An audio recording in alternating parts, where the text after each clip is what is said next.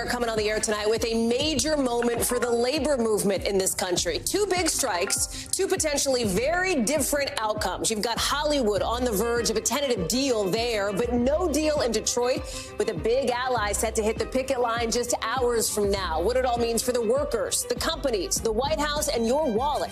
And former President Trump spotlighting the Second Amendment at a swing state gun shop. How new numbers show he could be on a glide path to the party's nomination as he kicks off one of his busiest weeks yet. Plus, how an indicted senator is explaining those wads of cash the feds found stuffed in his clothes. The defiant defense from Bob Menendez and the fellow Democrat who's needling his Senate colleague tonight. Plus, a bunch of saltwater is about to contaminate the water millions of people are supposed to be drinking near New Orleans. The race to stop this creeping crisis before it's too late. Then, nightmare fuel, basically. Look at this. People trapped on an amusement park ride upside down, crying for help, 75 feet in the air. How that dramatic rescue went down and how long it took a little bit later in the show. Hey there, I'm Hallie, and tonight we are watching a key moment for the labor movement in this country, with a deal now on the table between those Hollywood writers and big studios. A huge breakthrough, right? A big breakthrough in this 5-month-long strike that has flipped the entertainment industry on its head. It's one of the longest walkouts in Hollywood history, but it could end very, very soon, because the Writers Guild is supposed to vote on this tentative deal with the studios sometime in the next 24 hours. And while this big writer's strike looks like it's coming to an end, the one for the actors, that is still happening.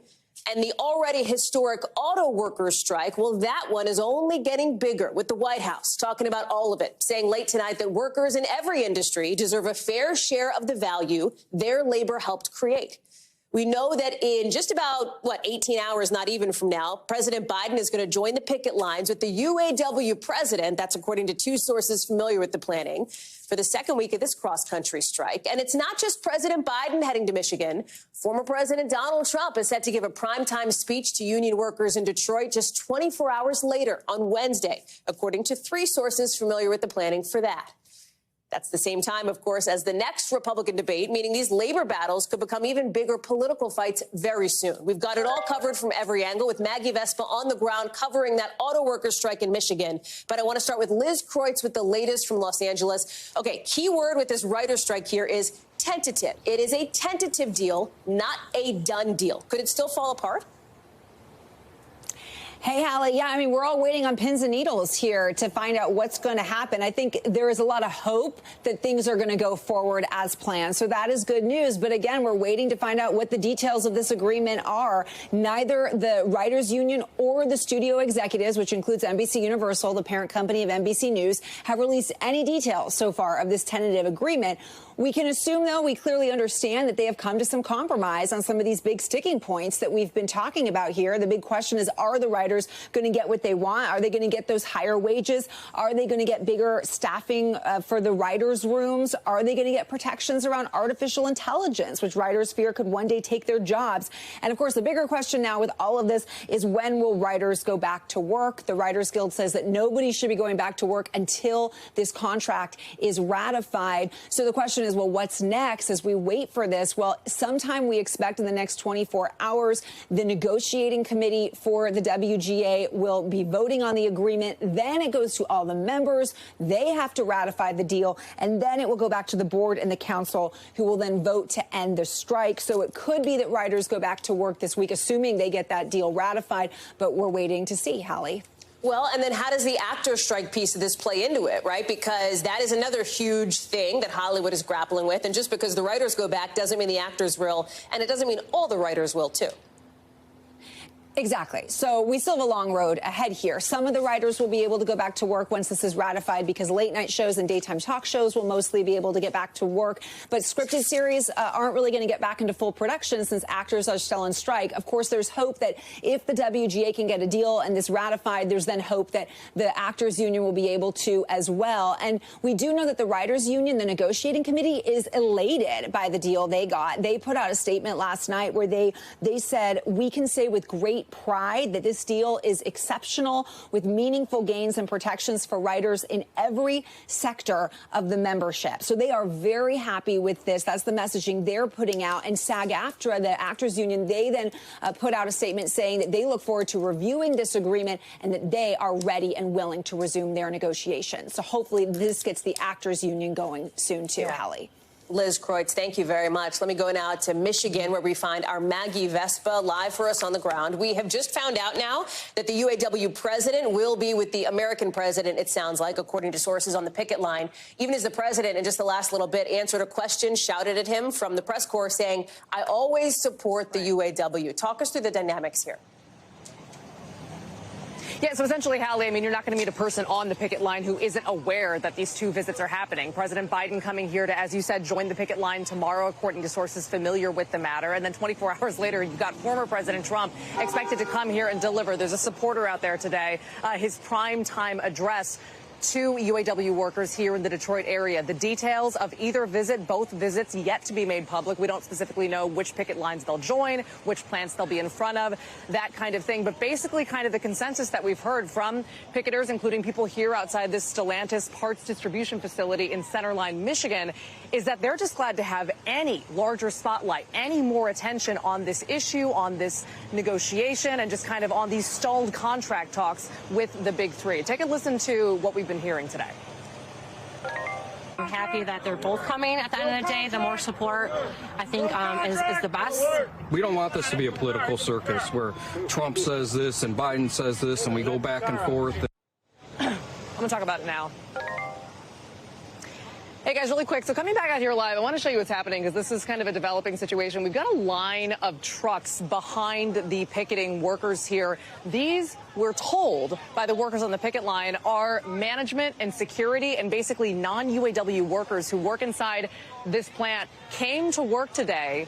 And the workers tell us openly they're kind of delaying them coming in and delaying them coming out by as much as like 10 or 15 minutes. They just let one truck out. You can see they're picketing back in front of the line. So just kind of tensions growing back out here on the picket line. And then just really quickly, Hallie, the other headline that you mentioned, the EV plant, Ford's EV plant, about 100 miles west of Detroit. That just came out here in the last couple of hours. Indeed, construction on that, the company confirms, has been stalled. They say they're just kind of waiting to make sure they can move forward as scheduled, but they would not specify as to whether or not it was because of the strike. You can see we're pausing work, limiting spending on the construction of the Marshall project until they're confident in their ability to competitively operate that plant. So not naming the UAW, but the timing has a lot of people making that link for sure. It is fascinating, Maggie, to be watching the dynamic playing out behind you live. I mean, it says so much about where things stand in these negotiations now. Maggie Vespa, thank you so much. It's good to have you with us. Let's talk about Senator Bob Menendez, sounding tonight like he's not going anywhere, given his side of the story on camera since the first time since being indicted on federal bribery charges. Here's why he says investigators found hundreds of thousands of dollars stashed away in his clothes and in his closets. Watch. For 30 years, I have withdrawn thousands of dollars in cash from my personal savings account, which I have kept for emergencies and because of the history of my family facing confiscation in Cuba. No mention there of the gold bars that the feds also allegedly found or of his upcoming re-election fight. And that's interesting because it means it's still potentially up in the air whether won't back down also means won't run again. Some in his own party hope that he does not. In fact, they hope he steps down now, including, we've just learned, Democratic Senator Sherrod Brown, now the second Senate Dem to call on Menendez to resign. Senator John Fetterman of Pennsylvania was the first, with his office saying tonight he'll return $5,000 in donations from Menendez, and he'll do it, they say, sarcastically, in envelopes stuffed with $100 bills. Remember, Menendez and his wife faced charges they got bribes, the money, the gold, the Benz, in exchange for helping the senator's businessman friends as well as the Egyptian government. NBC's Lindsay Reiser is following this for us from New Jersey, where the senator spoke to members of the media, didn't answer questions, Lindsay, but did obviously defend himself super publicly. Tell us about it. Double down, Hallie, also. And he's already facing a lot of pressure from within his own party to step down, as you mentioned. He said today he is not doing that. He has stepped down from the all-important chair of the Foreign Relations Committee. He would have had to do that anyway because of the rules of that committee. But today he remained defiant, essentially saying that everything he has accomplished, he has done so despite naysayers, calling this his biggest fight yet, but saying he's confident he'll be exonerated. He also called out people who have called for his resignation, essentially saying that they're trying to seize on a political moment here, political opportunity. He talked about what he said were some of his accomplishments in office: Affordable Care Act, pandemic relief, Hurricane Sandy. But that is interesting that you mentioned, and that stuck out to me too during this press conference, the idea that he had over the last few decades been making significant withdrawals from his personal savings account. And he said, call me old-fashioned, but he said it was because of his family's history there in Cuba and having their assets forfeited over. Of course, Fetterman pointing fun at that also on Twitter, saying at our house, we have an extra flashlight for our home emergencies. Hallie, he did not, as you mentioned, confirm whether he will be running again next term when his seat is up in 2024. I asked him that as he left the building. As you mentioned, he did not take any questions from reporters, but says he will be in D.C. to get back to work. Of course, Hallie, he has that hearing, the Southern District of Manhattan, on Wednesday morning. Right. I wonder, Lindsay, what you make of the relative silence from not just top Senate Democrats, think Chuck Schumer, think Dick Durbin, but also from some Senate Republicans, too. It is interesting. Some of the calls for his resignation have been deafening. Basically, the entire New Jersey congressional delegation. We have seen some members on his own party on the Senate, John Fetterman and Sherrod Brown, as you mentioned. But really, one other comment stuck out to us, and that is from Representative George Santos, who's dealing with his own slew of scandals here. And he told our NBC News crew, I think due process is important, and I think he has the right to defend himself. He's innocent until proven guilty. This media has to stop acting like everyone is guilty before they're even judged by a jury. So we will have to wait and see whether these calls continue to grow. I mean, Phil Murphy, who is a Menendez ally, he's called for him to step down. So also we'll be waiting to hear on Wednesday if any more details trickle out that could move the needle in that regard as well, Hallie. Lindsay Reiser, thank you very much. To South Carolina now, and former President Donald Trump, all smiles tonight at a gun shop there. And from his perspective, some good reason for it, given the new numbers and new reporting showing what could be a glide path to the Republican nomination for him. He's kicking off one of the busiest weeks for his campaign in months with this rally in South Carolina. New polling shows him overall with a 43% lead over his next closest competitor in this primary. That's Florida Governor Ron DeSantis. It is sticky support. Sticky, even 4 indictments later for Mr. Trump. With one of his supporters, one potential voter, laying out that loyalty in pretty clear terms. Listen. If he's convicted and he wins, put the Oval Office in whatever prison they have him in. Donald Trump does get the nomination and does win the White House. There's already some preemptive hand-wringing among Democrats that if President Biden does lose, he could have third-party spoiler candidates to blame, with one source familiar with the White House's discussions around this saying it's pretty effing concerning. Their words, not mine. NBC's Vaughn Hilliard is with us now from that Trump campaign stop in Somerville, South Carolina. Let's talk Republicans first here. And your reporting, as well as other members of our team, on the anti-Trump faction of the Republican Party, the so-called never-Trumpers, if you will, kind of seeming to fall apart. Right. You'll recall earlier this year, Hallie, and I know that a great number of Americans heard the idea that there was going to be a massive effort to make sure that Donald Trump was going to be the Republican nominee again. He announced his presidential bid back in November. Fast forward 10 months, we're here right now. And when you look at the amount of spending that has truly gone to explicitly anti-Trump ads, it's actually quite minimal compared to the amount of money that is spent in this Republican campaign primary as a whole. If you look at like one of the groups, for example, Club for Growth. This was an organization that has been involved in conservative politics and elections for a long time now, Hallie. Back earlier this year, they had 5 presidential candidates, including Ron DeSantis and Mike Pence, come down to meet with donors for a retreat. But when you look at how much money they've spent, it's just $6 million. And in the month of September, just $5,000. And I was talking to one major fundraiser out in Arizona. just anecdotally, who told me, look, it's hard to make the pitch to Republican donors to give to a candidate not named Donald Trump because, frankly, there's not a clear, viable candidate to challenge him right now. And right now, if you're going to pick where your money is, the best bet, it's arguably Donald Trump, who is right now doing quite well in polling not only nationally but also at the state level. Flip to the other side of the aisle, and these concerns from the White House here, based on our reporting, that a potential third-party candidate could end up handing the election to former President Trump if it is him v. President Biden, right? And that is because the margins in some of these key states, as you well know, Vaughn, are just so slim. Right. Right. And that's where everybody is preparing for what would be a Biden-Trump rematch. And when you're talking about a Biden-Trump rematch, the third-party candidacies and their impact, whether it be a Cornel West or whether it be the no labels ticket, right? The idea of a uniparty where it'd be a Republican candidate and a Democratic candidate joining to be a presidential and VP as sort of this independent bid. If you go back to 2016, arguably the third-party candidates potentially cost Hillary Clinton the presidential election. You know, just take Arizona again as just an example. More than 6% of Arizona voters in 2020 voted for a third-party candidate. And numbers and exit polling suggests at the time that those voters, a majority of them, would have gone to Clinton over Trump.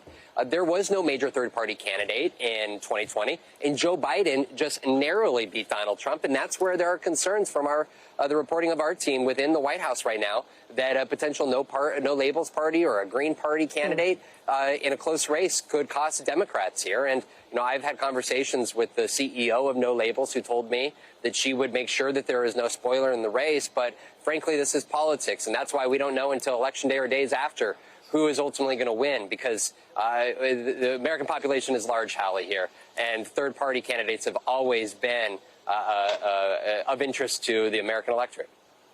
Vaughn Hilliard, live for us in South Carolina. Vaughn, thank you. Right now at the southern border, with the most people crossing in months, according to officials, yet another Texas town is saying it's at a breaking point, with El Paso opening a new shelter and busing migrants to cities like Denver and Chicago and New York. And it's in that state, in New York, where the governor is now deploying 150 more National Guard troops to help handle all these people. Julia Ainsley has more from the border. Here in Eagle Pass, Texas, is the epicenter of what has become a near record-breaking migrant surge. Just today, we saw hundreds of migrants cross the Rio Grande through treacherous waters that have killed some migrants last week. They came here. Border Patrol started cutting the wire to let in hundreds of migrants who are now behind me. They're being processed. You can see a lot of young children, families. They can get water here, use the bathroom, and then they'll be taken to Border Patrol processing centers. But according to some new data we've just obtained, border processing centers here are over double their capacity, meaning they're trying to release these migrants as quickly as possible so they can take in more and more because they keep coming. You can hear some of the trains that have been coming through here. A lot of the migrants are riding on top of the trains. Most are from Venezuela. And when we talk to them, they're happy that they've gotten across, but many are crying because the journey was so dangerous. They say that it was in Mexico where they found cartels that were violent. Many of them were kidnapped, assaulted. They're worried about their children being hurt as well. So from here, they'll be processed and released into the United States. We know that most of the migrants crossing now are not sent back. They're released with a notice to appear in immigration court. Sometimes that date can be set years into the future. And it's really calling into question the effectiveness of the new Biden border policies. You know, the COVID-19 policies that really restricted a lot of immigration came to an end in May. They replaced that with something that they thought would be even stricter, that would keep a lot of migrants from coming here and claiming asylum. But instead, these numbers now are just getting so overwhelming that they're getting more and more and releasing more. The word gets back, more migrants come. But I will say some of the migrants we spoke to today said they wish they hadn't come, that the journey was just so dangerous. I've been covering this issue for almost 10 years now. I don't think I've ever seen a day like today with these numbers and this kind of desperation. Our thanks to Julia Ainsley for that reporting. A new study out tonight says there is proof that long COVID exists, and there may be a way to diagnose it. It's some brand new research showing differences in the blood of people who have long COVID compared to people who don't. Basically, like their immune cells act a little differently. They have a lot lower levels of a certain kind of hormone, too. This is a big deal because millions of people, 1 out of every 13 of us, So think of your 13 friends or family members. Chances are one of you has issues with constantly being tired, with memory problems, that brain fog after having COVID. But there's never really been scientific evidence until now to say that what they were experiencing is actually a real thing. Dr. Kavita Patel is joining us now. A lot of talk about long COVID for a long time. This is significant now. Explain why. Yeah, so this was a study that looked at not just people who have had COVID symptoms since about 2020, people who had recovered at around that same time period, and then people who never got COVID at all. So kind of taking, as much as they can of a sample of the population. And what they found in the people that have long COVID, exactly what you said, is that they've had kind of higher activated levels of their immune system against the COVID protein. So that means that perhaps they still, even a year later, have a little bit of the persistent antigen from the virus, as well as lower levels of something called cortisol. We think of cortisol with fight or flight. I was going to say, that's the stress hormone, right? Right, exactly. So this tells you that their kind of stress hormone levels are depleted, which could add to why they have symptoms like fatigue or some of the brain fog and other symptoms we talk about with long COVID. There's a lot of questions we still don't know about long COVID here that this study lays out, including this sort of interesting dynamic on dormant viruses. Right. So Epstein-Barr virus, otherwise known as the virus that causes mono, that's what a lot of people associate with it, that they see a reactivation of that virus, which is just all this illustrates, Hallie, is that this is a complex disease and that it is really kind of almost like a brew of inflammatory kind of symptoms, and all these chemicals that we're talking about give us a signal that we never had before. It's sad that years later we don't have enough information to make the definitive diagnosis. This is just the first step in getting us to a more definitive diagnosis to give people peace of mind. What does that change at a practical level in the doctor's office? In other words, if you show up and you go, I had COVID in 2020, I'm still tired, I think I have long COVID, what does it do? And to be fair, there are people that have had long COVID even just 4 weeks after their symptoms resolve. So that technically is long COVID. What they should do is use this research to kind of advocate so that they can say, are there some other tests? Are there some other things that we need to do? Right now, what this is showing us is not enough to make you go out and order a lab test and say, do I have it, yes or no?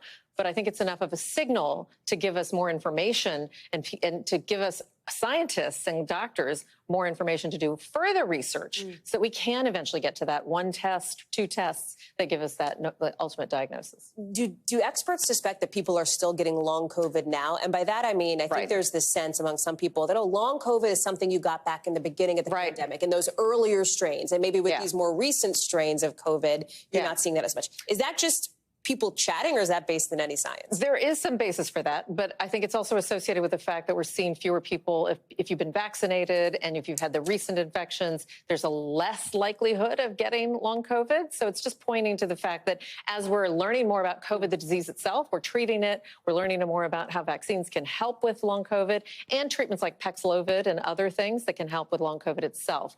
All of that is adding to our knowledge. Dr. Kavita Patel, so interesting. Thank you so much. Appreciate it.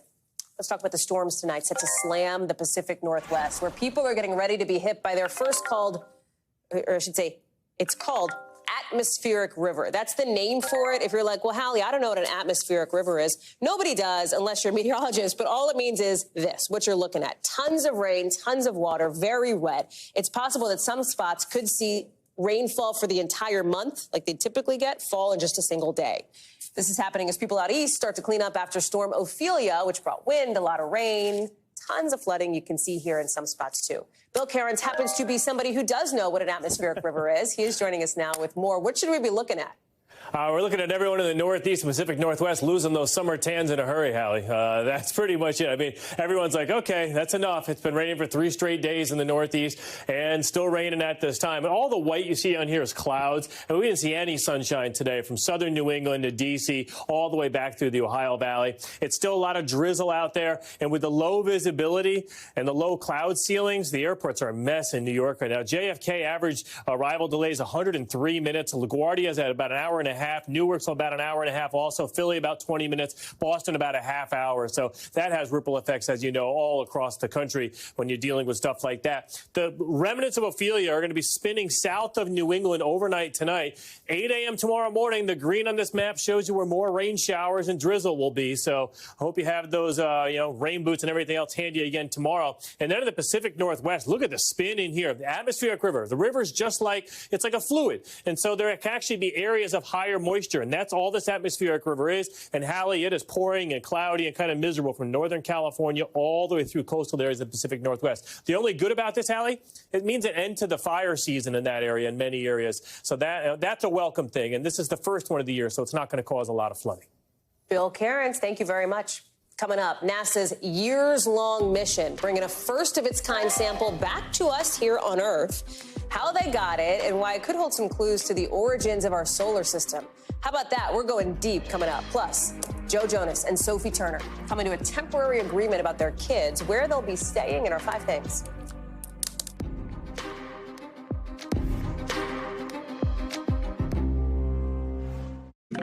Why 8 people ended up in the hospital after a JetBlue flight today. That's coming up in just a couple of minutes. But first, let's talk about NASA scientists set to unseal a capsule that contains the biggest asteroid sample ever collected.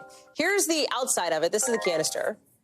If you're like, well, wait, that doesn't look like much. It's about a cup's worth of rocks from an asteroid collected something like 200 million miles away. The mission to get this stuff took something like 7 years, ending with this moment. That capsule touching down in Utah.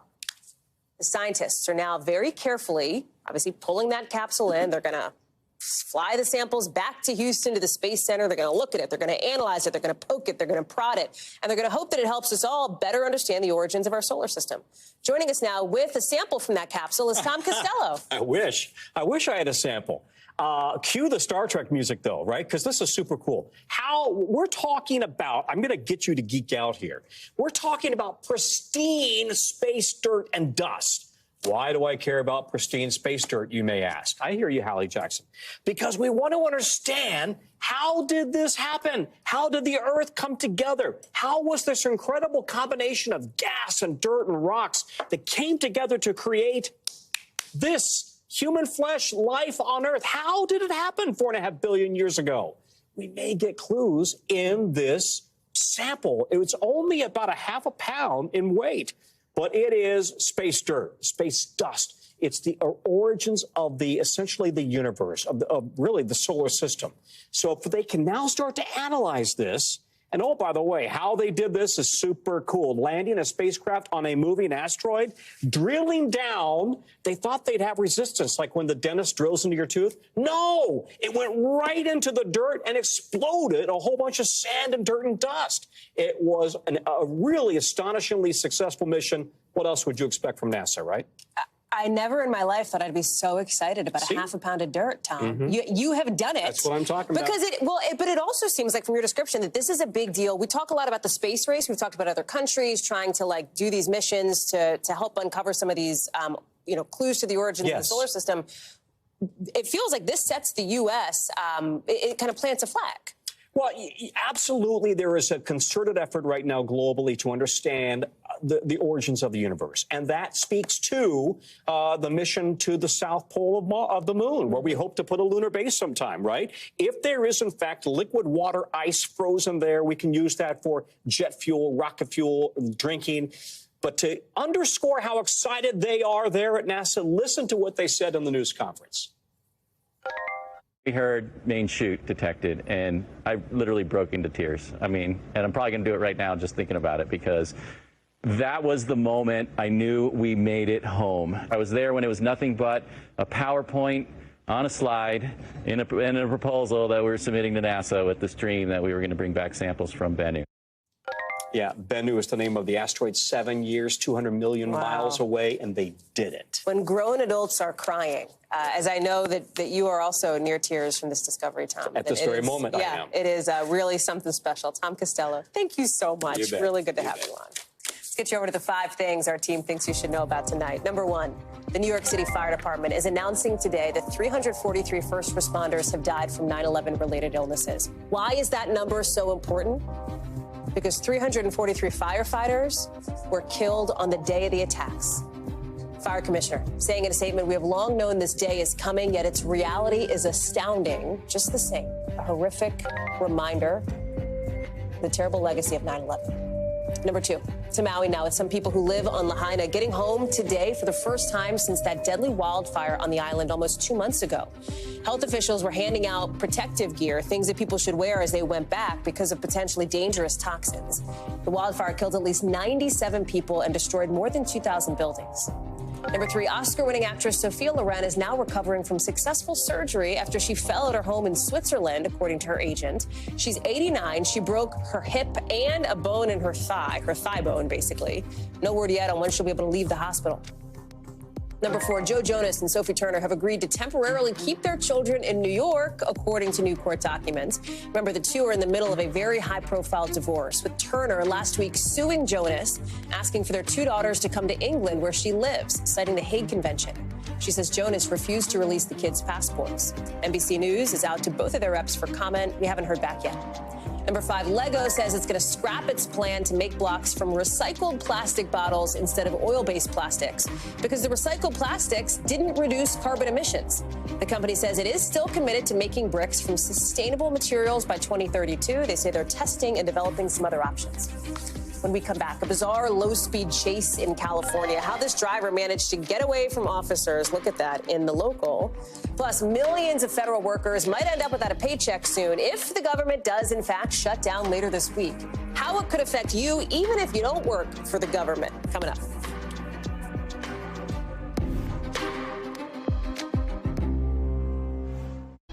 In just the last few minutes, some new developments about the House impeachment inquiry into President Biden. I want to bring in our Capitol Hill correspondent, Ryan Nobles. This relates to the hearing that's set to happen just about 72 hours from now. That's right. And this is the witness list. We're getting it for the first time. So this is who is going to be testifying. Yes, this is who's going to testify. And honestly, this is a group of people who are going to answer questions the way Republicans want them to be answered. If we take a look at this, Bruce Dubinsky, he's the founder of the Dubinsky Consulting Group. He's a forensic accountant. He's somebody that if you spend a lot of time on right-wing websites, has done a lot of posting of conspiracy theories about the various Biden family businesses and the way that they're interconnected. Eileen O'Connor, she is a respected former assistant attorney general, a bit of experience in the Department of Justice in their tax department. She's also a member of the Federalist Society, which is, of course, that right-wing group that has gone to many lengths to put judges in all various parts of the federal government. She was also a member of the Trump transition team. And then Professor Jonathan Turley is probably well known if you're a regular cable news viewer. He's somebody that's on Fox News a lot, talking about his theories as it relates to Republican talking points and issues along those lines. So, you know, while these are going to be witnesses that they're going to say what Republicans want them to say, keep in mind that this is a bipartisan hearing. So there will be Democrats in the room as well. So they'll be able to probe these members of this first impeachment hearing, ask them questions about their theories, their conspiracy theories. Like Dubinsky, for instance, has a lot of theories. Many of them have been debunked by independent organizations. To be clear, this is the first step on what would be a marathon if House Republicans did decide to go down the impeachment road. Right. And what Republicans have said, what they've told us, is that this is them setting the table, reminding us all of the work they've done. So don't expect any huge, bombshells or breakthroughs to come out of this. This is kind of a reset as they really dive into the impeachment proceedings. An impeachment amuse-bouche, if you will. Ryan Nobles, yes. Thank you so much. That's what that. Okay, yeah, sure. I'll go with that. Thank you. Appreciate it.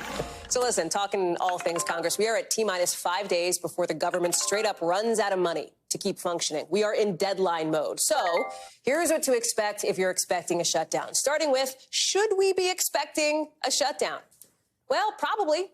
There's a very tiny chance that House Republicans can loosen the gridlock and keep the lights on. But honestly, don't bet on that just yet. If there is a shutdown, when would it start? Sunday, when you wake up. Technically, stroke of midnight. How long will it last? Good question. Depends on Congress, right? We don't really know. Will it affect me? If you're a federal worker, definitely. More than 4 million of you will get furloughed. A lot of you will not get paychecks. And that's to say nothing of the millions more government contractors at risk here. If you are not a federal worker, will it affect you? It will. Here's how. It might make it harder to travel because of the possibility of mass sick-outs by TSA officers. It could be almost impossible to get a new passport. We'll stop getting jobs numbers and some other really important information about our economy, even at a time when the Fed is scrambling to avoid a recession. And at a time when we're heading into flu and virus season this fall. Public health agencies, if there is a shutdown, won't be running at full strength. They're not going to be totally closed. Some critical stuff stays open, but not 100%. Look at SNAP benefits. Those help people who need it buy food. That money could be on the chopping block. Same with the agencies that help people pay rent. They could face some problems, too.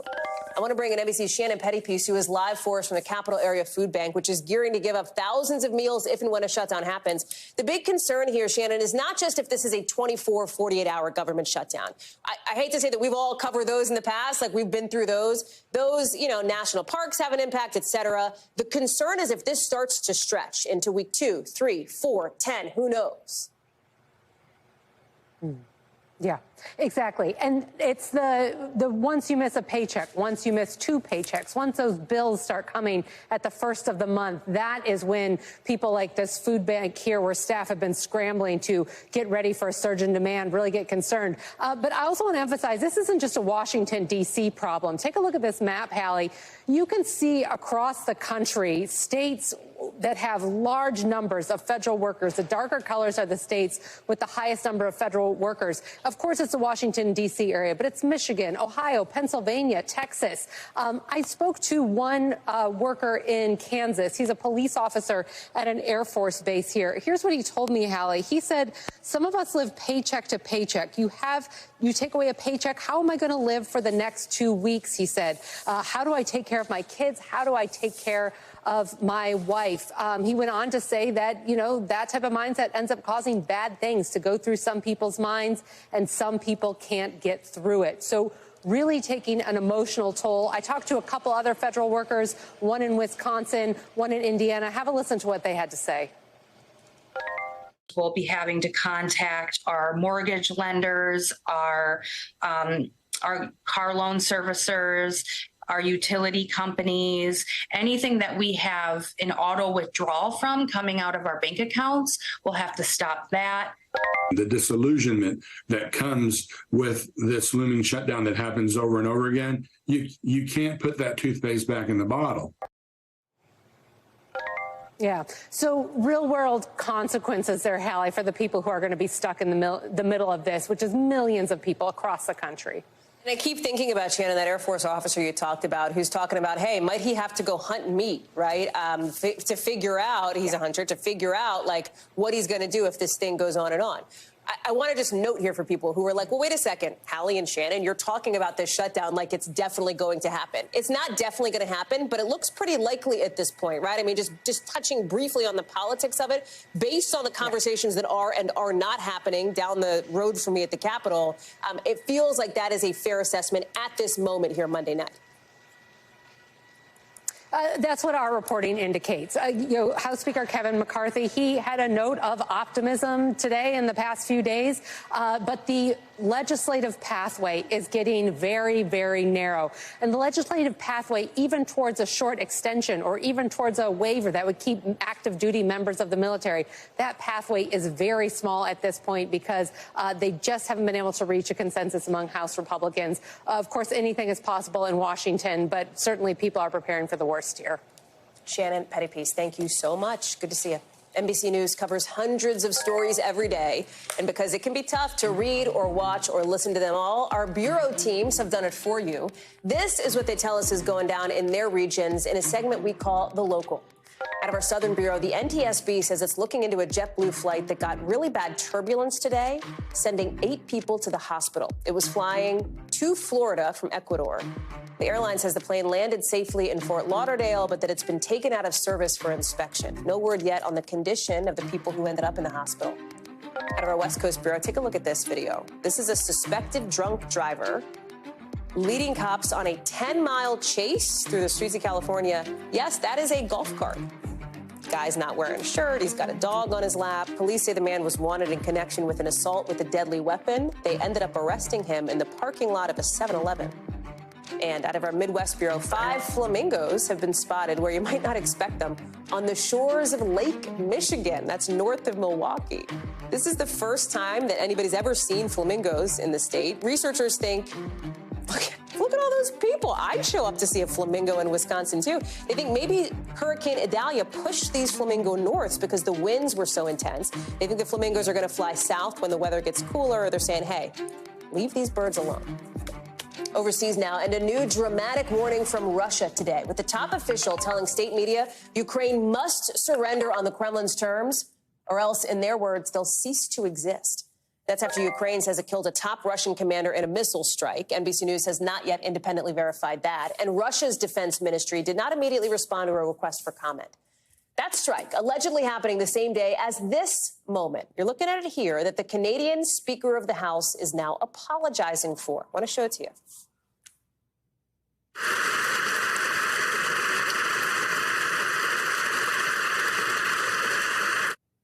So you hear that? That's a standing ovation from Canadian lawmakers, with the Ukrainian president in town for a visit to that 98-year-old man who fought for Ukraine's independence in World War II. Turns out he was actually part of a notorious Nazi unit. The Kremlin calling that moment revolting. I want to bring in NBC's Matt Bradley, who's following all of this. A lot of moving pieces here, Matt. And that moment in Canadian Parliament that the Speaker is now apologizing for is getting a lot of attention, not just in Canada, but obviously in Russia. Talk through that. Yeah, Hallie, I mean, this just goes to show that, 19 months into this conflict, this is such a sprawling conflict. And, there's still impacts everyone throughout the entire world. That's why it's never one story. But starting off, you were talking about specifically those comments from the Speaker of the lower house of the Russian parliament. Now, that was kind of the sort of boilerplate thing you'd hear on Russian state TV, saying that the Ukrainians must surrender. But the thrust of his comments were basically saying that the support from the West has dwindled now, so that President Biden and other Western leaders no longer enjoy the same kind of support for their Ukraine policies that they used to. Now, he's kind of right a little bit about this, because there has been some eroding in the polls, particularly in the United States, for the huge amounts of money that the U.S. is pouring into the Ukraine cause. But so far, it doesn't look as though some other comments that this speaker made, that the Ukrainian offensive is necessarily failing. That was one of the things that he was hitting on, that all of these arms and weapons coming from the West, that they're not helping at all. Well, there's no evidence of that, really. And we just saw, just as you mentioned, that attack on the Sevastopol. Now, this is the main city in Crimea, and this is where the main Russian Black Sea Fleet is based. Now, this was part of a bombardment that's been going on for quite a long time, and actually the Ukrainians, again, showing that they've been able to take the upper hand from the Russians. They've been making some real inroads all around that peninsula of Crimea, trying to take it back from the Russians. It was seized by the Russians all the way back in 2014, long before this latest war. So this is something that the Russians denied. They said that there was only one member of the Russian military who was killed in this strike, and that they actually shot down several Ukrainian weapons in the course of this attack. Now, NBC, as you mentioned, hasn't been able to confirm this, and it's going to be a long time before anyone's able to confirm whether this admiral was killed. But it could be just another massive embarrassment for the Russians if this turns out to be true. Hallie? Matt Bradley, thank you very much. Coming up here, some new concerns in New Orleans tonight over the city's drinking water, what officials say is invading the Mississippi River in a creeping crisis. That's coming up.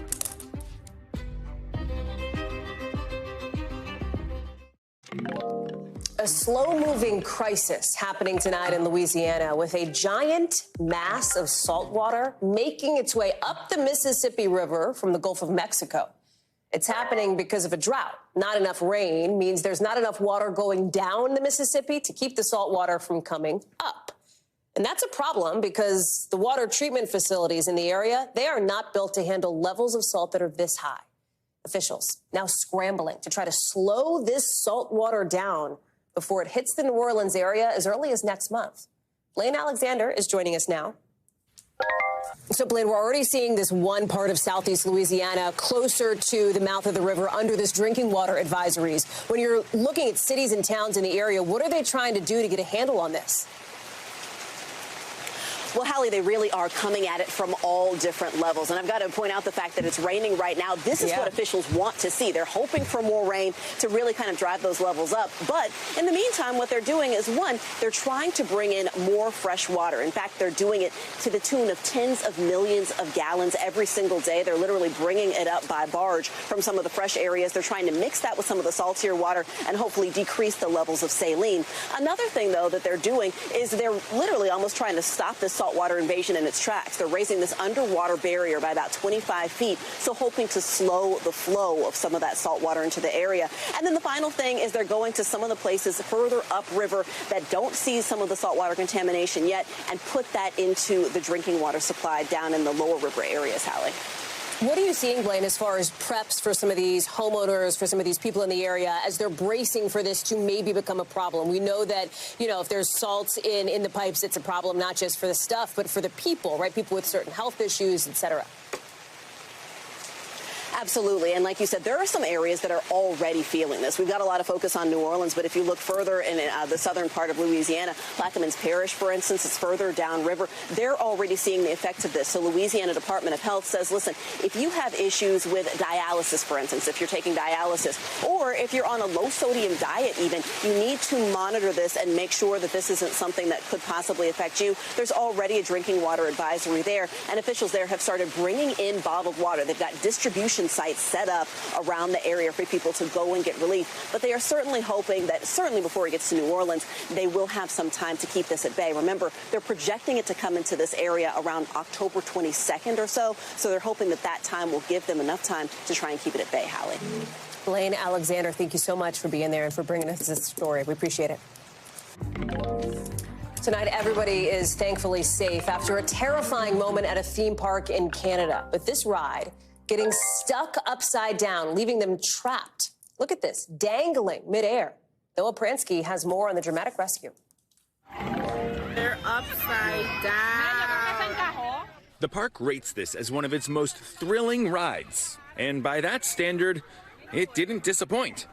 This ride, called the Lumberjack, unexpectedly stopped midair and upside down over the weekend at Canada's Wonderland Amusement Park near Toronto, leaving passengers dangling for nearly half an hour. And when asked if they're okay, is everybody doing okay up there? You can hear they were not.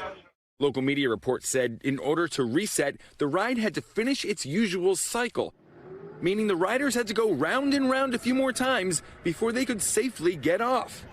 The park confirming in a statement to NBC that 2 guests reportedly complained of chest pains and were sent to the park's health center before being released without need for further medical attention. The park adds the safety of our guests is always our first priority. But the Lumberjack malfunction comes amid growing reports of other harrowing incidents at North American theme parks. In July, riders were stuck upside down for hours on a Wisconsin roller coaster called Fireball. And in North Carolina, the Fury 325 coaster was closed after a fissure appeared in a steel support pillar. Now, officials in Canada are looking into the cause of the Lumberjack's malfunction to make sure future thrills are all of the planned variety. Noah Pransky, NBC News. That theme park, by the way, says it's only open on the weekends, but that the investigation is still ongoing. That does it for this hour. We've got a whole lot more coming up right now.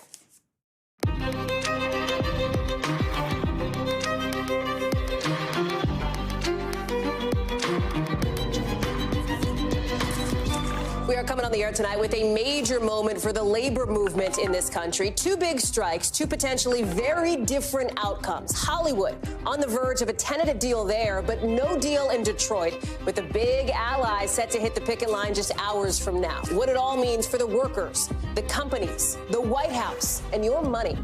Plus, how an indicted senator is explaining those wads of cash the feds found stuffed in his clothes, the defiant defense from Bob Menendez, and the fellow senator who's needling his colleague tonight. Plus, there's a pretty good chance the government is going to shut down in less than a week. Millions of people could be affected right away. We'll take you live to a food bank getting ready to give away meals, plus what this could mean for your money, even if you don't work for the government. Then, it's not all in your head. Some brand new research shows long COVID is, in fact, actually a biological illness. What this breakthrough could mean for the people who suffer with it. And in another big first, after a 7-year journey, NASA has samples of an asteroid, space dirt basically, but this space dirt is like nothing you've ever seen. Why it could unlock some clues to the origins of the solar system later in the show. Hey there, I'm Hallie, and tonight we are watching a key moment for labor in this country with a deal now on the table between the Hollywood writers and big studios. It would be, if it happens, a breakthrough in this 5-month-long strike that has flipped the entertainment industry on its head. one of the longest walkouts in Hollywood's history, and it may end pretty soon because the Writers Guild is supposed to vote on this tentative deal sometime in the next 24 hours. So while this big writers' strike looks like it could be coming to an end, the one for actors is still happening. Same for the one with auto workers. That strike, already historic and now getting bigger. We're hearing from the White House late today about all of it, saying workers in all industries deserve a fair share of the value their labor helped create. That's coming as we are expecting to see President Biden tomorrow joining the picket lines. And you know who else is going to be there? The UAW president, according to two sources familiar with the planning. It's not just President Biden, of course, making a trip to Michigan. Former President Donald Trump, he will be there, too, set to give a primetime speech to union workers in Detroit just 24 hours later on Wednesday. Three sources familiar with the planning are confirming that to NBC. Now, Wednesday, you know what else is happening Wednesday? The Republican debate, meaning these labor fights could become even bigger political battles really soon. Maggie Vespa is on the ground covering that auto workers strike in Michigan. But I want to start with Liz Kreutz with the latest from Los Angeles. So here we are. Maybe in the next 24 hours, this writer's strike could, keyword could, be over. There's still a chance it may fall apart, right? Hey, Hallie, yeah, I mean, a deal's not a deal till it's officially done and ratified here, but there's a lot of hope. In fact, last night when the statement came out that they had reached a tentative agreement, cheers broke out in bars across Los Angeles. So people are really excited and hopeful this morning. But look, the big question is, well, what's in this agreement? And neither the Writers Union or the studio executives, which includes NBC Universal, the parent company of NBC News, neither of them have released any details of this agreement. The Writers Union says they want to dot all of their I's before they put any of the specifics out. So we can assume, though, that they have been able to make some compromise and reach a compromise on some of the big sticking points that we've been talking about. The big question is, where are they going to stand on things like higher wages, which the writers were asking for? They were asking for minimum writers in the writers' room, staffing level minimums, protections around artificial intelligence, which writers fear could take their jobs one day. And then the bigger question we all have, and a lot of these writers have, is when are they now going to be getting back to work, which will benefit all of us who are waiting on those late night talk shows and daytime talk shows that will be able to come back once the writers reach an agreement. So we're kind of just here on pins and needles waiting to get word of the details, Hallie. There has been some scuttle, if you will, that even if the writer's strike does end, there are some writers who may still not return to work based out of solidarity with the actors who would still be on the picket lines. How much of an issue does that seem to be becoming from the people that you're talking to? Yeah, so the Writers Guild even put out a statement saying we want to stand in solidarity with the Actors Union, which is still on strike. And so tomorrow we know that actors and the union are planning to show a big show of force on the picket lines tomorrow. And we believe that writers will be there as well. But we know the WGA is thrilled with the deal. They call it exceptional, and they are very happy with the deal that they've reached. And the hope is that this will then be a good sign for the Actors Union to get a deal soon, too. Hallie. Liz Kreutz, thank you. Let me bring in Maggie Vespa now, who is live for us in Michigan, where it is a very different strike that shows no sign of stopping anytime soon, as we are learning that the UAW president is going to be on the picket lines. I've been struck, Maggie, by your reporting that there is not a person in the orbit where you are who doesn't know who's showing up on the picket lines tomorrow, right? It's going to be a key moment. A huge moment. And it's interesting, you know, even though the workers are aware of who's coming, not just tomorrow, but the day after tomorrow, they say all they care about is the fact that there's going to be a larger spotlight, a brighter spotlight on these contract talks. That being said, a lot of analysts point to these two appearances tomorrow by President Biden, where he's going to be, as you said, on the picket lines, according to sources familiar, and then Wednesday's primetime speech from former President Trump, again, according to sources familiar there, where he'll be skipping the GOP debate, the second Republican presidential debate, to be here in the Detroit area. A lot of analysts kind of pointing to these two visits as like counter-programming. Like, is President Biden counter-programming former President Trump's visit? And then is former President Trump counter-programming the debate out in California? All of that swirling around these picketers who have been out here for close to 2 weeks at this point, at least a week and a half. And they say all they care about is that more people, again, high-profile people, politicians with major spotlights, are paying attention. Take a listen. I'm happy that they're both coming at the end of the day. The more support, I think, is the best. We don't want this to be a political circus where Trump says this and Biden says this and we go back and forth.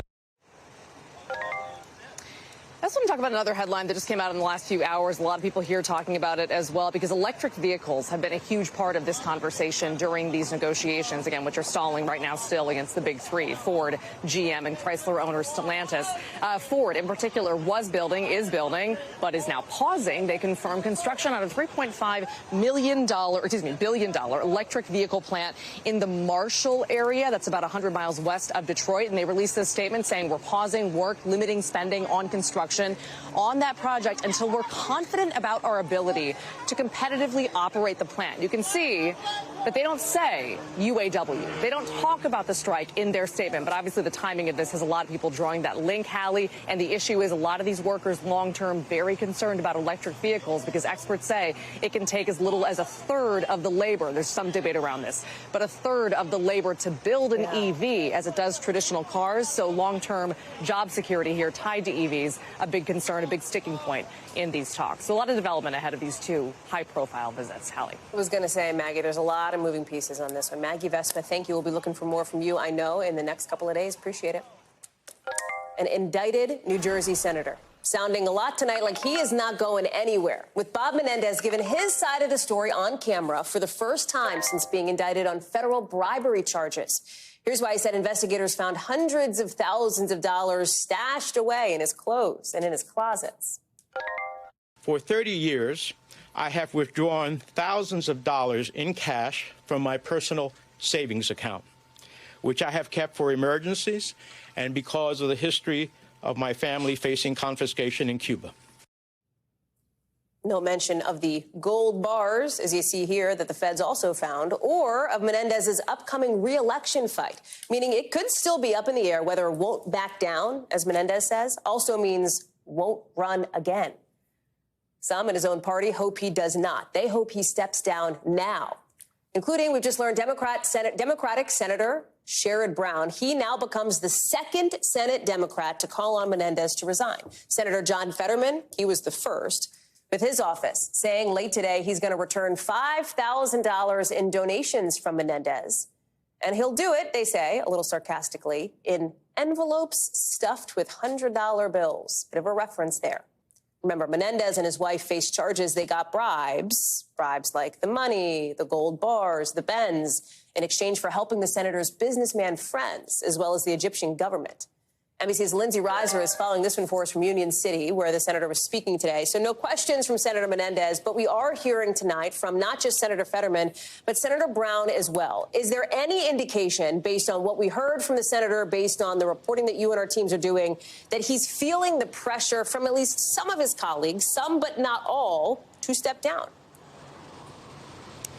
I mean, he certainly remained defiant today, Hallie, but interesting that his message today was somewhat different from the statements that we heard on Friday. These were his first public remarks today. It's no accident that he delivered them in Union City. This is where he started his political career. He was on the school board. He was mayor here in the 80s. But again, refusing to step down, although he has stepped down from his chairmanship of the Foreign Relations Committee, saying everything he's accomplished, he's done despite naysayers, essentially saying this is his biggest fight yet, but he believes that he'll be exonerated at the end. He also called attention to the people who were calling for him to resign, essentially saying they're seizing a political opportunity here. He talked about what he said were some of his accomplishments in office, talking about the Affordable Care Act, the pandemic relief, Hurricane Sandy. He said that he had some constituents behind him showing their support as well. But he is facing these growing calls from within his own party. You mentioned Senator Sherrod Brown, who's the latest senator, John Fetterman, who continued to poke some fun, essentially, at some of the more scandalous allegations in the indictments, essentially saying we have an extra flashlight for our home emergencies, alluding to those hundreds of thousands of dollars that were found in his home, some in safety deposit box, Hallie, some just stuffed in suit jackets. Lindsay Reiser live for us there in New Jersey. Lindsay, thank you so much. Good to see you. Former President Donald Trump all smiles tonight at a gun shop in South Carolina. And from his perspective, some good reason for it, given the new numbers showing what could be a glide path to the GOP nomination. Mr. Trump's kicking off one of the busiest weeks for his campaign in months, as new polling shows him with a 43% lead over his next closest competitor, Ron DeSantis, the governor of Florida. It is sticky support right? Sticky, even 4 indictments later for Mr. Trump, with one voter laying out that loyalty, one supporter, she says, in pretty clear terms. If he's convicted and he wins, put the Oval Office in whatever prison they have him in. Now, if Donald Trump does get the Republican nomination, and if he were to go on to win the White House, you're already seeing some preemptive hand-wringing among Democrats that if that happens, if President Biden does lose, he could have third-party spoiler candidates to blame. With one source familiar with the White House's discussions around that saying it's pretty effing concerning. Their words, not mine. NBC's Vaughn Hilliard is live with us from the Trump campaign stop in Summerville, South Carolina. Let me start on that beat of it, Vaughn, the Democrats here, and this concern over the potential for a third-party spoiler. The reason for that concern, it seems, is because we know that in key states, right, I think of Georgia in the general election, the margins are just so slim. It only takes, a few thousand votes here or there to make a difference. Right. And when you look at it, just Trump-Biden head-to-head for a general election 2024, they're dead even at NBC's polling. But then when you add third parties into the mix, the Green Party, when you add this no labels ticket into the mix, look, there is clear dissent and frustration among the American electorate with the options of Donald Trump and Joe Biden.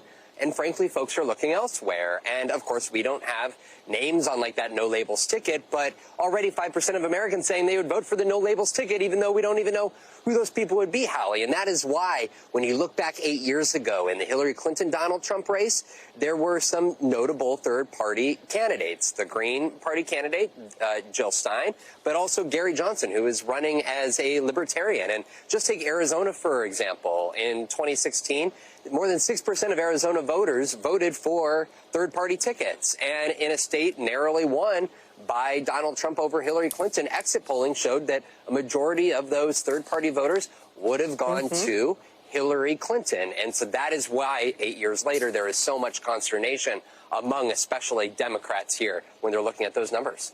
So then flip it, right? Talk to him about some Republicans here, because we know that the majority of the Republican Party, based on a series of polls over the last year, 2 years, 3 years, shows that Donald Trump still has a grip on the GOP. And that has not changed, even given his recent legal issues, those indictments here. There has sometimes been, and I covered it back in 2016, Vaughn, you've covered it for a long time, this sort of anti-Trump, never Trump contingent that comes up. Seems like, again, this cycle, they are so far having trouble gaining any traction. Talk us through your reporting on that.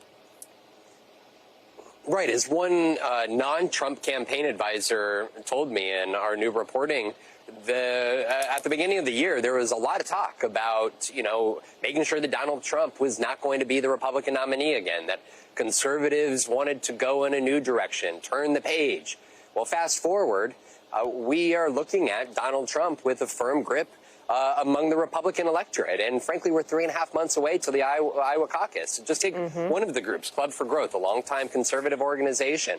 So far, they have spent just $6 million. And in a presidential contest that is expected to go beyond the $2 billion mark in campaign advertising by the end of next year, we're looking between the two major organizations, just about $16, $17 million having been spent to really make sure that Donald Trump is not the nominee. There's a lot of question marks and frustrations among some campaigns as Club for Growth was on the front lines of having donors come and meet some of these other presidential candidates. But just this month alone, Hallie, that very organization has spent only $5,000, as one donor, one fundraiser told me. It's frankly hard to get folks to donate money when they don't see a viable alternative to Donald Trump out there. Vaughn Hilliard, live for us in South Carolina on the campaign trail. Vaughn, thank you. Let's take it to the southern border now, with the most people crossing there that have in months, according to federal officials. And now yet another Texas town is saying it's at a breaking point, with El Paso opening a new shelter and busing migrants to cities like Denver, Chicago, New York. It's in that state, New York, where the governor is now deploying 150 more National Guard troops to help handle all the people. Julia Ainsley has more from the border. Here in Eagle Pass, Texas is the epicenter of what has become a near record-breaking migrant surge. Just today, we saw hundreds of migrants cross the Rio Grande through treacherous waters that have killed some migrants last week. They came here. Border Patrol started cutting the wire to let in hundreds of migrants who are now behind me. They're being processed. You can see a lot of young children, families. They can get water here, use the bathroom, and then they'll be taken to Border Patrol processing centers. But according to some new data we've just obtained, border processing centers here are over double their capacity, meaning they're trying to release these migrants as quickly as possible so they can take in more and more because they keep coming. You can hear some of the trains that have been coming through here. A lot of the migrants are riding on top of the trains. Most are from Venezuela. And when we talk to them, they're happy that they've gotten across, but many are crying because the journey was so dangerous. They say that it was in Mexico where they found cartels who were violent. Many of them were kidnapped, assaulted. They're worried about their children being hurt as well. So from here, they'll be processed and released into the United States. We know that most of the migrants crossing now are not sent back. They're released with a notice to appear in immigration court. Sometimes that date can be set years into the future. And it's really calling into question the effectiveness of the new Biden border policies. You know, the COVID-19 policies that really restricted a lot of immigration came to an end in May. They replaced that with something that they thought would be even stricter, that would keep a lot of migrants from coming here and claiming asylum. But instead, these numbers now are just getting so overwhelming that they're getting more and more and releasing more. The word gets back, more migrants come. But I will say some of the migrants we spoke to today said they wish they hadn't come, that the journey was just so dangerous. I've been covering this issue for almost 10 years now. I don't think I've ever seen a day like today with these numbers and this kind of desperation. Our thanks to Julia Ainsley, as she notes, a longtime reporter on this beat for that. A new study out tonight says there is proof that long COVID does exist, and there may be a way to diagnose it. This is considered a medical breakthrough because it shows the differences in the blood of some people who have long COVID compared to people who do not. The difference, not to get too technical, but like their immune cells act a little differently. They have different levels of a certain kind of hormone, cortisol.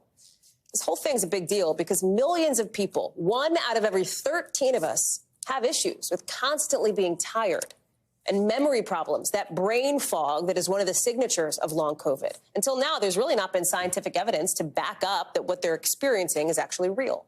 I want to bring in Dr. Kavita Patel, who is joining us now.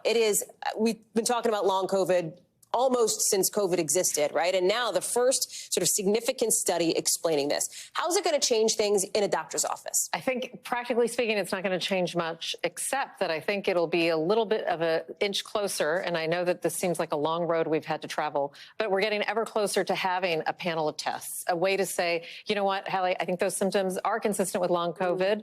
Or probably not. So I think it at least gives us more information than we had yesterday, and that's a good thing in research. Tell us more about that, the more information we're getting, because it is answering some questions. It is. So they did look at people who have had long COVID symptoms consistent with all the things we've been talking about, brain fog, other heart symptoms, anything that any of us who have friends with long COVID suffered from it ourselves, dealing with it, compared them to people who have recovered from COVID, compared to people who've never had COVID. And what they found kind of on a majority of the people with long COVID, that they had a kind of a hyper-activated immune response to what we think might be some leftover viral antigens, meaning the virus isn't existing necessarily in an active form, but that there's some proteins that are triggering the immune response that looks like you still have the virus in your system, and low levels of cortisol. Cortisol, as you might recall, is that fight or flight hormone that we all depend on just to even get up in the morning and go to bed at night.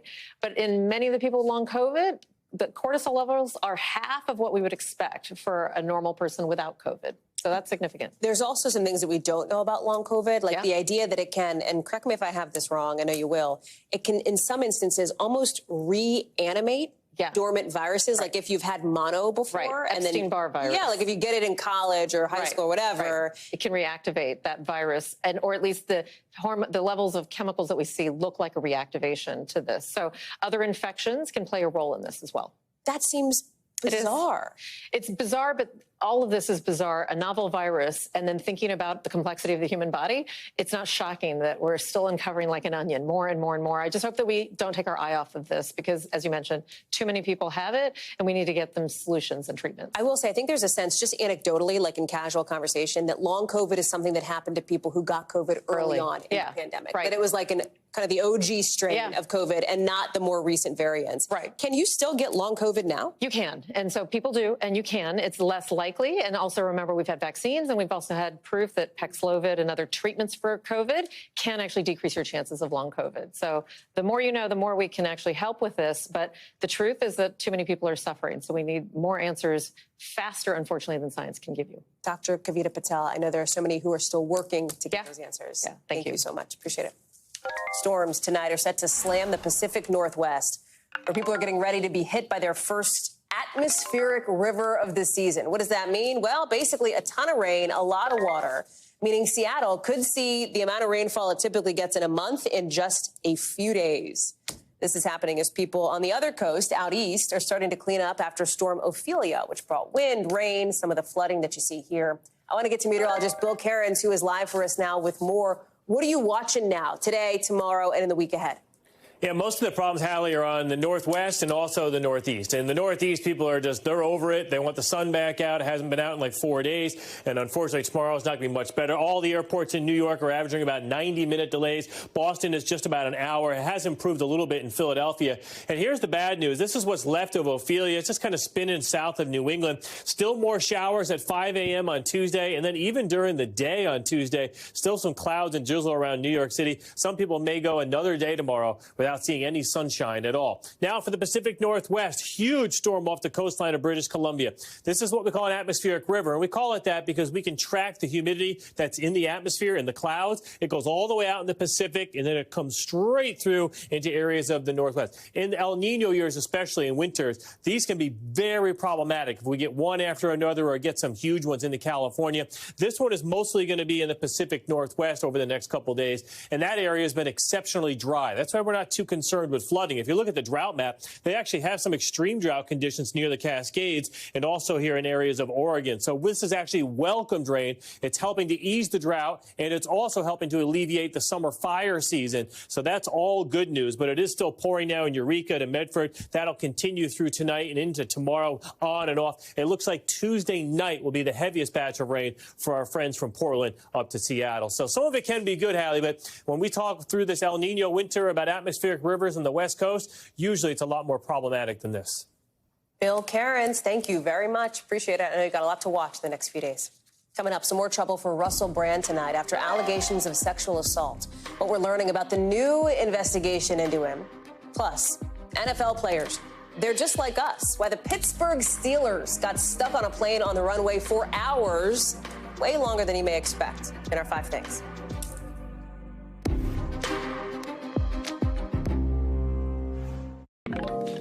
New details tonight after that bus crash on the way to band camp in New York. What the school superintendent is now saying in our 5 things. But first, this week, NASA scientists will unseal a capsule that contains the biggest asteroid sample ever collected. It's a big canister, big sample. There it is, coming down. It holds about a cup's worth of asteroid rocks, so like about half a pound, collected something like 200 million miles away in a mission that lasted 7 years. It ended, of course, when the capsule, you're seeing it here, touched down. Here it is. Boom. Back on Earth, in Utah specifically. Scientists are now taking these samples back to Houston to the Space Center. They're going to look at them. They're going to examine them. They're going to try to figure out if they can get any hints as to the origins of our solar system. Joining us now with a sample from that capsule is Tom Costello. I wish I had a sample. Cue the Star Trek music, though, right? Because this is super cool. How we're talking about, I'm going to get you to geek out here. We're talking about pristine space dirt and dust. Why do I care about pristine space dirt, you may ask? I hear you, Hallie Jackson.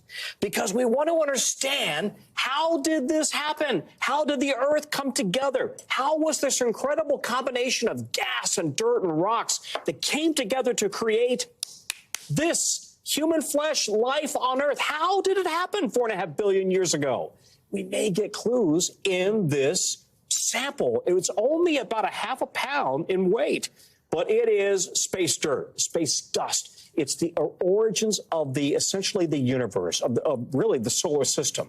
So if they can now start to analyze this, and oh, by the way, how they did this is super cool. Landing a spacecraft on a moving asteroid, drilling down, they thought they'd have resistance, like when the dentist drills into your tooth. No, it went right into the dirt and exploded a whole bunch of sand and dirt and dust. It was a really astonishingly successful mission. What else would you expect from NASA, right? I never in my life thought I'd be so excited about a half a pound of dirt, Tom. You have done it. That's what I'm talking about. Because but it also seems like from your description that this is a big deal. We talk a lot about the space race. We've talked about other countries trying to do these missions to help uncover some of these clues to the origins of the solar system. It feels like this sets the U.S. It kind of plants a flag.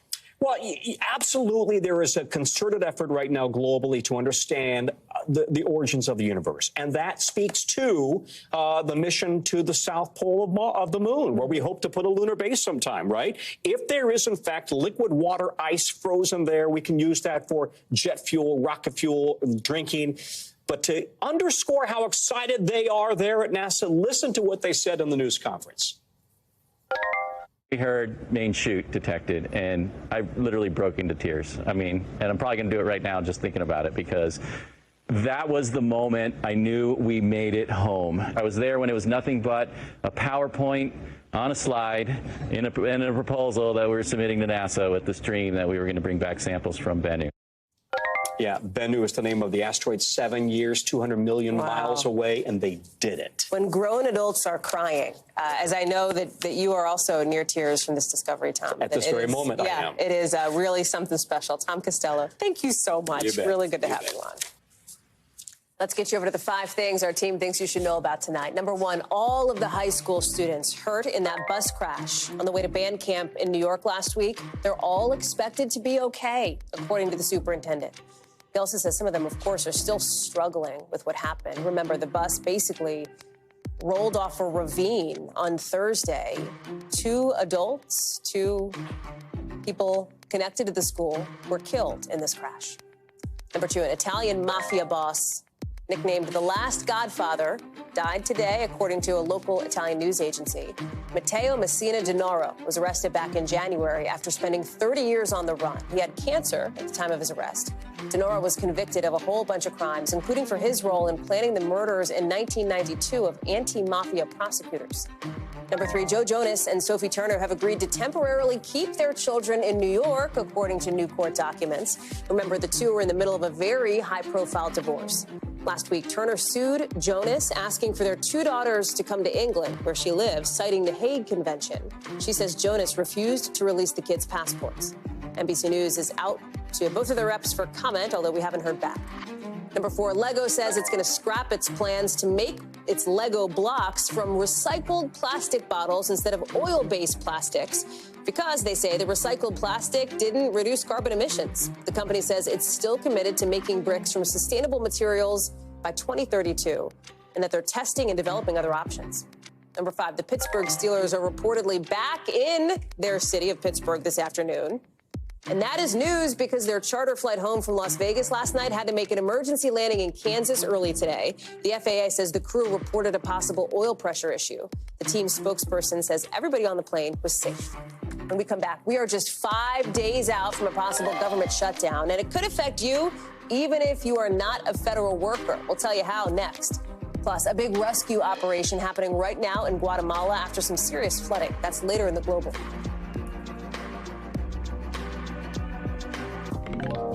We are at T-minus 5 days before the government straight up runs out of money to keep functioning. Yes, we are in deadline mode. So here's what to expect if you're expecting a shutdown. Starting with, should we be expecting a shutdown of the government? Well, probably. There's a pretty small chance that House Republicans could loosen the gridlock and keep the lights on. But honestly, don't bet on that just yet. That's not me saying it. That's indications from the reporting all around this whole thing. If a shutdown were to happen, when would it start? That's an easy question. Sunday, when you wake up, technically stroke of midnight. How long will it last? This is trickier. It depends on Congress. We don't really know. You might be thinking, will it affect me? If you're a federal worker, the answer is definitely yes. More than 4 million of you will will get furloughed. A lot of you won't get paychecks. And that's to say nothing of the millions more government contractors at risk here. Okay, if you're not a federal worker, will it affect you? I mean, yeah, potentially. And you may or may not, have a huge impact on your life because of it. But like, if you travel, that could get a lot harder because of the possibility of mass sick outs by TSA officers. It could be almost impossible to get a new passport, so keep that in mind. If there were to be a shutdown, we'd stop getting things like jobs numbers and some other really important information about our economy, even at a time when the Fed is scrambling to avoid a recession. And at a time when we're heading into flu and virus season, too. You've got public health agencies that would not be at full strength. Not totally closed. Some critical stuff stays open, but not 100%. SNAP benefits, which help people who need it buy food, that money could end up on the chopping block. Same thing with the agencies that help people pay rent. They could face some problems, too. NBC's Shannon Pettypiece is live from the Capital Area Food Bank, which is gearing up to give out thousands of meals if a shutdown were to happen. And Shannon, I am struck by the story that you are telling through the eyes of one person as to what the shutdown means. And this one person is an Air Force officer, right? I think a police officer for the Air Force who's got 6 kids and is like, hey, what am I supposed to do if I miss a couple of paychecks here? Right, exactly. And Hallie, I think when a lot of us think about federal workers, we think about people in Washington, your quote unquote Washington bureaucrats. But the federal government has about 4 million employees that are going to be impacted. They're in every state in the country. They work on military bases. They work in airports. And this man you mentioned, Hallie, I talked to him. He's a police officer on an Air Force base in Wichita, Kansas. He has a long history in law enforcement and in the military. He doesn't know how he's going to be able to pay his family if this shutdown occurs. He's starting to think of things like, well, I can get some meat from hunting, or I can use the eggs from my chickens, or I can get some money driving an Uber. I talked to him, Hallie, and he told me, he said, some of us are living paycheck to paycheck. You take away a paycheck, how am I going to live for the next 2 weeks? How can I take care of my kids? How am I going to take care of my wife? He went on to say that that type of mindset ends up causing people to go some bad things to go through people's minds, and some people can't get through it. I talked to a few other federal workers in Wisconsin and Indiana. They had similar stories about questioning having to borrow money from family or friends, maybe having to having to borrow money from their retirement accounts to be able to pay their mortgage. Here's a little bit on what those workers had to say. It's going to hit them hard, and sitting around their kitchen tables right now trying to figure out what are we going to do. This affects individual humans and their pocketbook and their mental health, but it affects our overall economy. It wastes a lot of money in the name of trying to save a few dollars. So, Hallie, some real world consequences for millions of people across the country here. For sure. So what are the chances that we could avoid all of that in the first place and get to a deal before Sunday night, right? Or Sunday morning, I should say. It seems like, based on the reporting from our team, and you know Washington well, it seems unlikely. Glimmer of hope, right? It does. Hope springs eternal, as they say. But at this point, give us sort of the reality check of where we stand here Monday evening, 6:40 p.m. I know. I think a lot of people, they've seen Washington come up to the edge of the cliff and they reach a resolution at the very end. But our reporting just indicates that the pathway to stopping this is very narrow. And for a lot of people right now, the question is not if we can stop it, because there's an assumption that there will be one, but just how long, and whether this is going to be days or whether it's going to be weeks or potentially months. And that's what's creating a lot of anxiety for people right now. Shannon Pettypiece live for us there from the Capitol Food Bank in D.C. Shannon, our thanks to you for shining a light on this story. NBC News covers hundreds of international stories every day. And because it's tough to read or watch or listen to them all, our teams around the world have done it for you. Here are some of what they're watching in a segment we call The Global. Out of Guatemala, rescuers are looking for anyone who survived after so much rain created this flooding. This river just overflowed its banks. At least 6 people were killed. 13 others are missing. All in all, this rainy season, nearly 30 people have been killed in that country. Out of the UK, London police say they're looking into a number of allegations of sexual offenses against comedian Russell Brand, both in that city and in the rest of the country. The announcement comes after a joint investigation from the Times of London, the Sunday Times, and Channel 4 dispatches, where 4 women accused Brand of sexual assault or rape. Another woman accused him of flashing her. Brand has said on social media he has never had non-consensual sex. Out of the South Pacific, the U.S. is formally establishing diplomatic relations with the Cook Islands and Niue. It's part of the Biden administration's push to counter China's influence in that region. The president also told Pacific Island leaders he hears their warnings about the impact of climate change and that he's committed to helping. A new dramatic warning from Russia today, with a top official telling state media Ukraine must surrender on the Kremlin's terms, or else, in their words, Ukraine will cease to exist. That's after Ukraine says it killed a top Russian commander in a missile strike. NBC News has not yet independently verified that, and Russia's defense ministry did not immediately respond to a request for comment. The strike coming the same day as this moment we're about to show you here. Watch.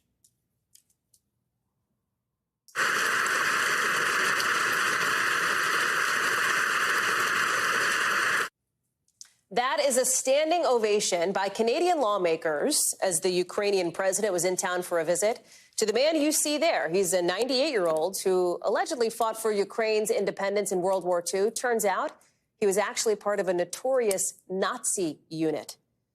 The Canadian Speaker of the House is now apologizing as the Kremlin calls that moment revolting. Matt Bradley is joining us now. Matt, a lot of moving pieces, it seems, bubbling up today as it relates to the Russian invasion of Ukraine. Talk us through it.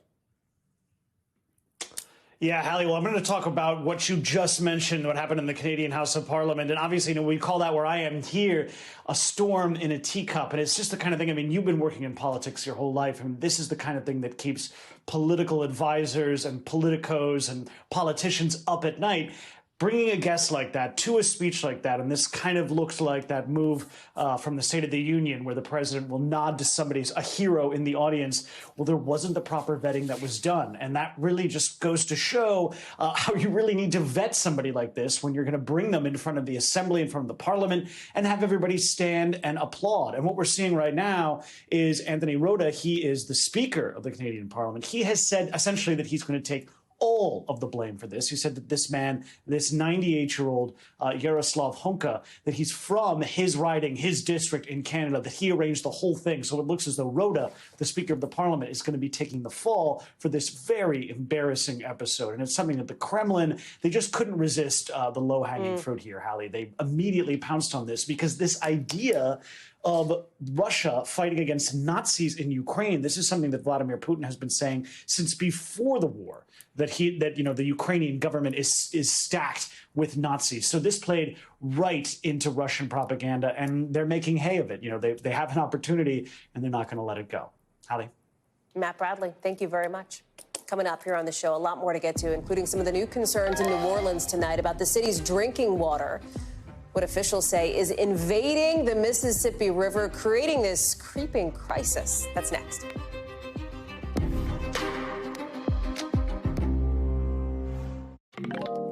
A slow-moving crisis happening tonight in Louisiana with a giant mass of salt water making its way up the Mississippi River from the Gulf of Mexico.